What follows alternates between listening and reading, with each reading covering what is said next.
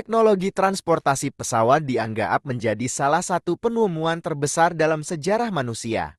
Pesawat bisa membantu seseorang untuk berpindah tempat dari satu tempat ke tempat lain dengan mudah dan cepat. Pesawat menggunakan mesin jet sebagai penggerak utamanya. Namun ternyata, bukan mesin jet yang membuat pesawat bisa terbang. Beberapa benda bisa terbang tanpa menggunakan mesin, contohnya para layang, pesawat kertas, dan burung.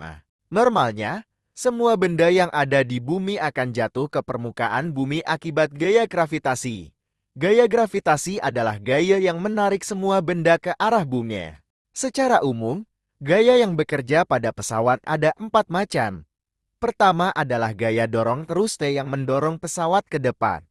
Kedua adalah gaya hambat yang arahnya ke belakang pesawat.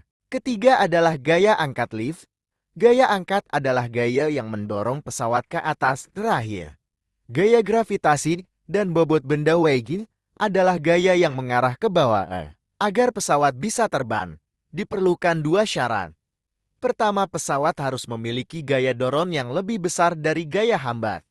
Kedua, pesawat harus memiliki gaya angkat yang lebih besar dari gaya gravitasi dan bobot. Mesin jet pada pesawat berfungsi untuk membuat pesawat bergerak maju ke depan dengan kecepatan tinggi. Dengan begitu, udara akan mengalir dengan cepat melalui sayap pesawat. Udara yang mengalir ini akan membentuk gaya dorong yang jauh lebih besar dari gaya hambat. Gaya dorong yang dihasilkan oleh mesin jet atau mesin lainnya yang digunakan pada jenis pesawat lainnya akan membuat udara mengalir pada sayap dan membentuk gaya aerodinamis. Kunci utama pesawat bisa terbang terletak pada sayap pesawat. Permukaan atas pesawat melengkung dan lurus pada bagian belakang sayap. Hal tersebut menyebabkan udara mengalir lebih cepat dan tekanan udara di atas sayap menurun.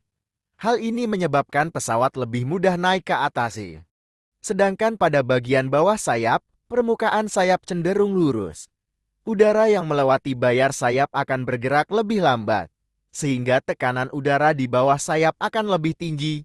Gaya aerodinamis pada sayap pesawat ini merupakan hukum Bernoulli. Gaya angkat terbentuk karena adanya perbedaan tekanan udara di bawah dan di atas sayap. Perbedaan ini terjadi karena bentuk sayap pesawat.